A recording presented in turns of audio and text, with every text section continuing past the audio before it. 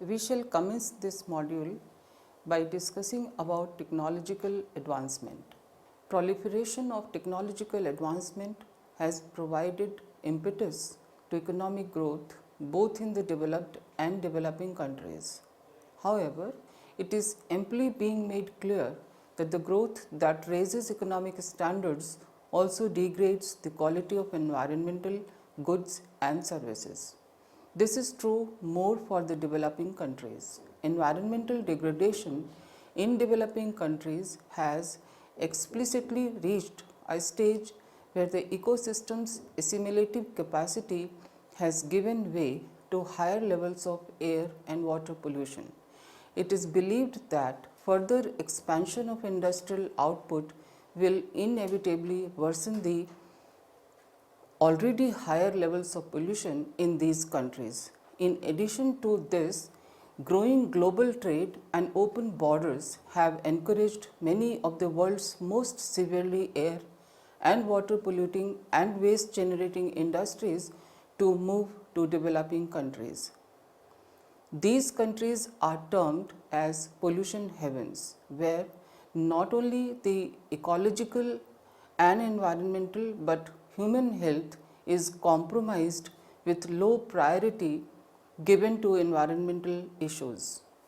However, with growing awareness and concern, the belief that developing countries cannot afford to curb environmental abuse as efficiently and effectively as affluent countries can is eroding. Several research and policy experiments have shown that in recent years, better policy options have evolved in poorer and less developed countries to restore the resilience of ecosystem and save environment.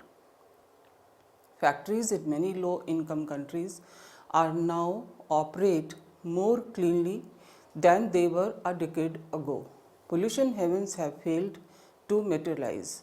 The new policy options known as informal regulation are far more effective and efficient than the conventional policies, that is command and control and economic instruments to tackle pollution problems.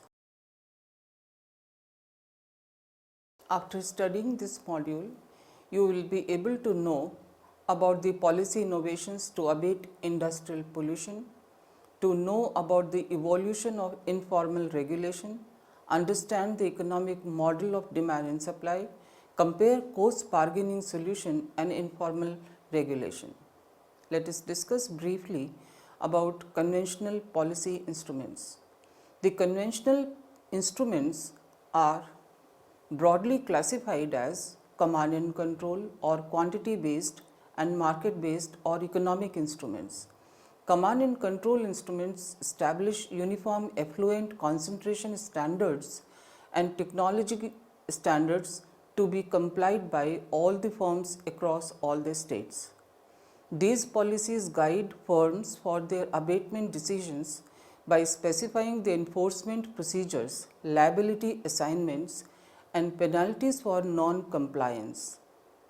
The responsibility of defining and enforcing the standards and other procedures is shared legislatively specified methods between the national, state and local governments.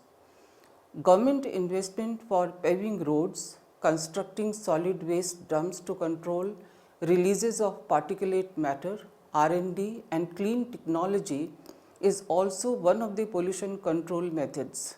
As an example, government investment in cleaner fuel, that is CNG, vehicular technology, that is Euro norms, and metro rail in Delhi in India has led to a considerable reduction in air pollution. Pargal et al. Also find wide variation in enforcement of CAC across states. Market-based instruments include emissions charges, abatement credits, tradable permits, which are explicit or implicit price on emissions.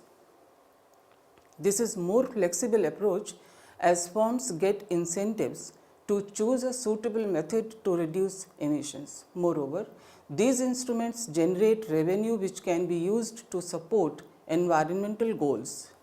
Ellen Blackmell and Winston Harrington argued that implementing suitably modified emissions fee policies provide revenue to be utilized for environmental projects and programs. In addition, indirect instruments like taxes on dirty inputs may be a second best approach to pollution abatement.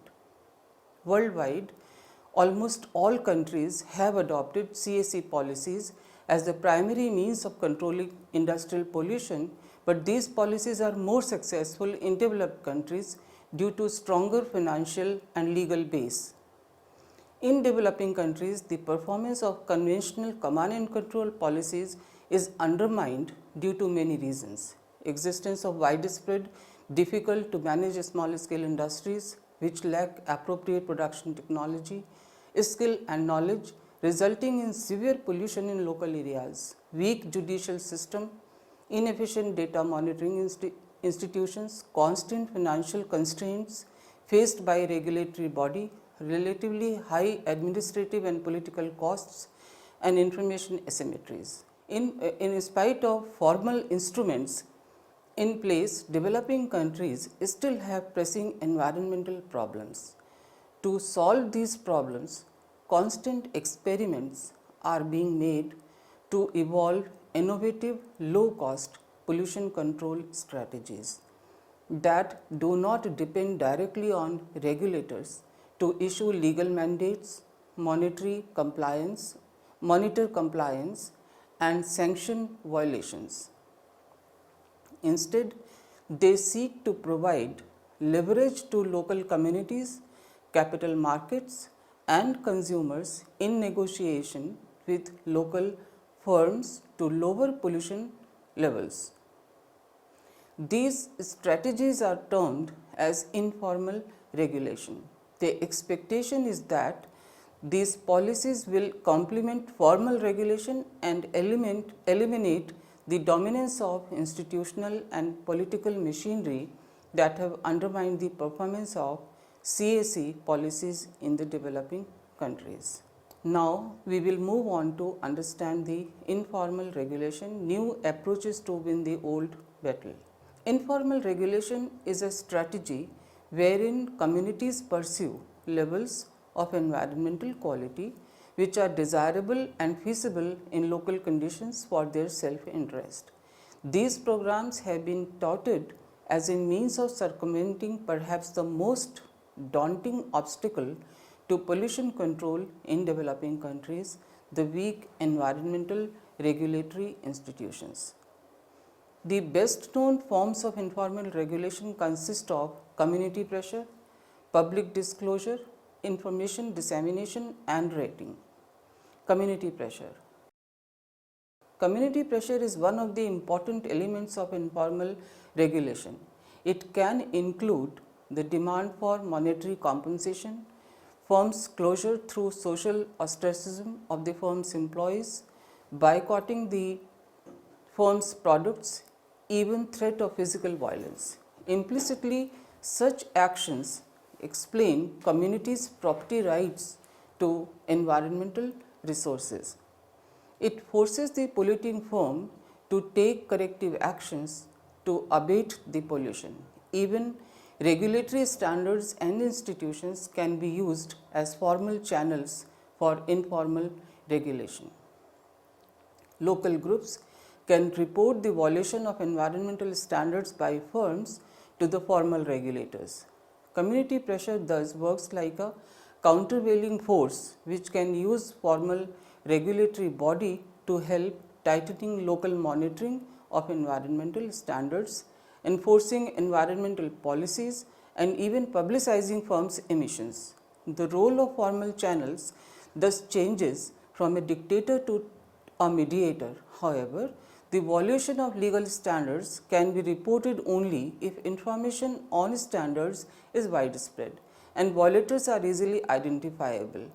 It is well known, particularly in developing countries, that regulators' resources are limited and legal proceedings are costlier. As a result, many regulatory violations are either undetected or lightly penalized. In developed countries, informal regulation may prove to be more effective because they have greater preference for environmental quality, more awareness of pollution risks, and are better equipped to exert political, social, and economic pressures. Public education. Education would generate more awareness among the masses for their rights to clean environment. Once aware of the sources of pollution and its impacts on human health and ecology, poor citizens can exercise their voting rights to elect those leaders who use the powers of formal regulation to complement informal regulation channels. Public disclosure program.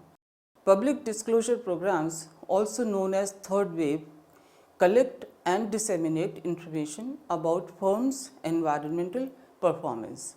After command and control and market-based approaches, the third wave is the most popular approach of tackling pollution problems, both in the developed and developing countries.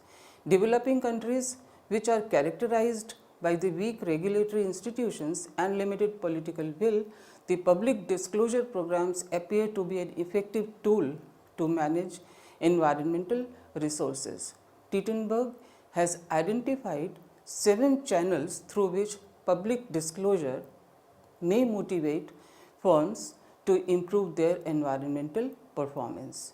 These channels are clubbed into following broad categories. A. Output market pressures. Disclosure may affect the demand for firms' goods. B. Input market pressures. Disclosure may affect the demand for firms' securities and the firm's ability to hire and retain employees. C. Judicial pressure. Disclosure may encourage citizens to initiate tort law actions against polluters, motivate private suits to force firms to undertake abatement, and give rise to judicial actions in countries whose constitution guarantees citizens the right to a healthy environment. D. Regulatory pressures. Disclosure may build support for new pollution control legislation or better enforcement of existing legislation. E. Community pressures. Disclosure may enhance pressures that community groups and non-environmental organizations place on polluters to cut their discharges. F. Managerial information. Disclosure may provide new information to managers about their plants' discharges and options for reducing them. National public disclosure programs. 2 types of national public disclosure programs have emerged over the past 2 decades. First, pollutant release and transfer registers are systems to collect and disseminate information on environmental releases and transfers of toxic chemicals from industrial and other facilities. They were established in several countries after 1984 Bhopal disaster and 1992 United Nations Conference on Environment and Development in Rio de Janeiro, which affirmed the right to know of communities and workers about toxic chemicals and other substances of concern. PRTPs are type of emission inventories typically containing data on emissions to the environment from individual industrial facilities. Second, rating system wherein database of polluting firms is created and the information is used to rate the firm's environmental performance. In developing countries, these programs focus mostly on conventional pollutants. Examples include Indonesia's program for pollution control, evaluation and rating, known as PRO-PER, India's Green Rating Project, Philippines' EcoWatch program, China's Green Watch program, and Vietnam's Black and Green Books initiative. Green Rating Project. the Green Rating Project, that is JRP, of India is one of the very few public disclosure projects in the world in which a non-governmental, non-industry organization rates the environmental performance of industries and makes the results public. Under JRP, factories are classified according to their emission levels and broadcast the result widely to enable communities to identify serious polluters. Based on the available information, communities can pressurize polluters to take appropriate actions to clean up. In India, industries assessed under the JRP project are awarded leaves for their performance, the highest being 5 leaves and the lowest being none. Further, the Environment Ministry has proposed to classify various industrial sectors across India under a 3-colored red, orange and green scheme depending on their pollution potential.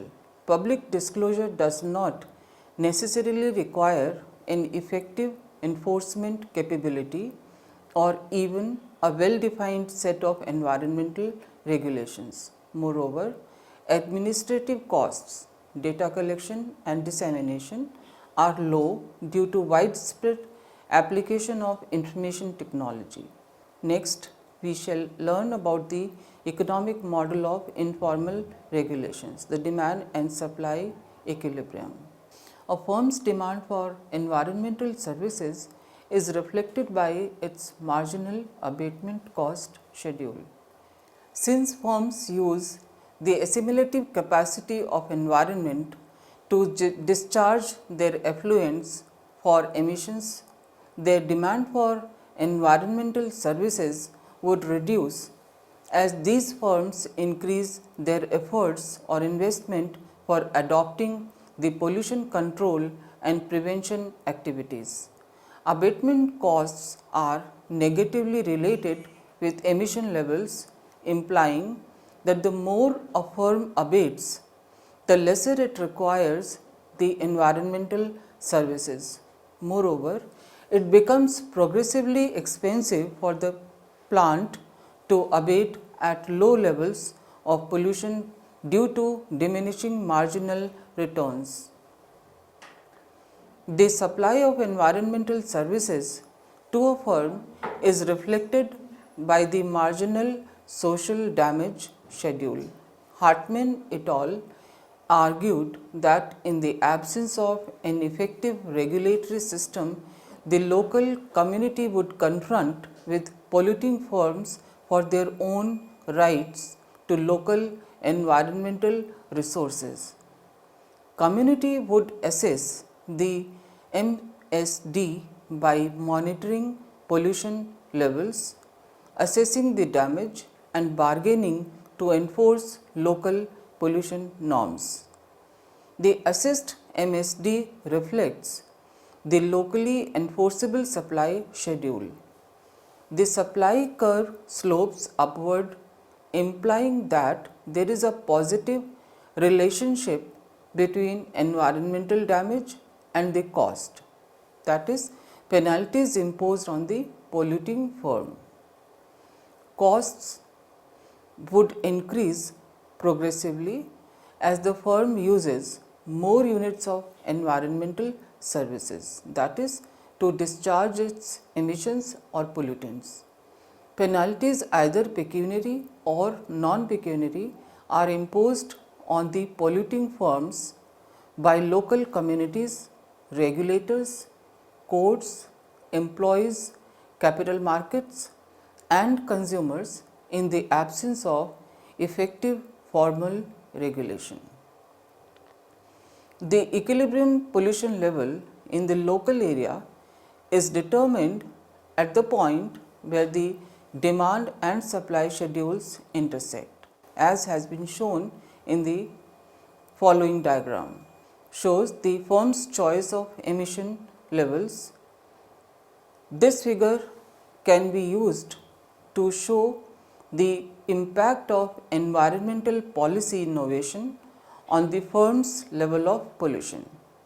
For example, implementation of the public disclosure program may result in reducing firm's equilibrium emission level from Q to Q1 by shifting the marginal damage schedule from MSD0 to MSD1. Public disclosure program affects the firm's actions by making local communities aware of the firm's increasing levels of emissions and accordingly rise in penalties on every unit of emission. These actions may lead the profit maximizing firms to reduce pollution to the point where the marginal cost of abatement equals the expected marginal penalty for compliance. Let us now discuss the informal regulation and cause solution.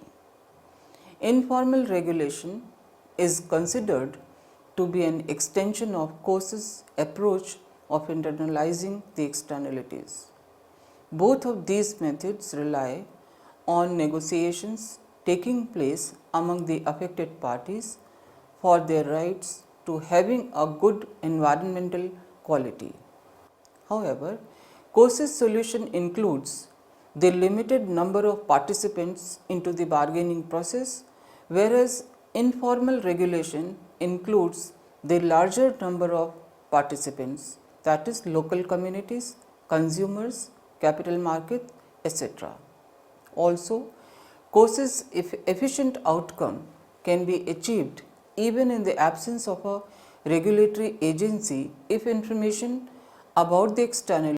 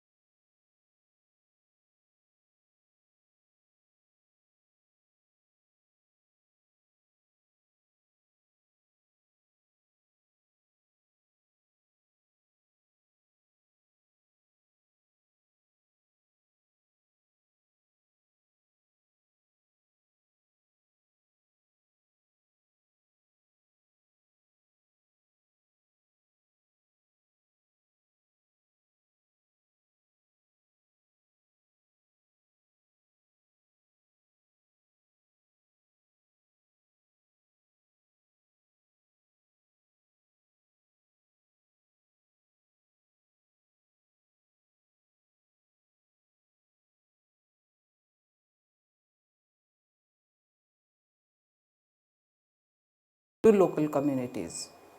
Local communities could be empowered to meet their own standard using the government agency for legal support and enforcement wherever necessary.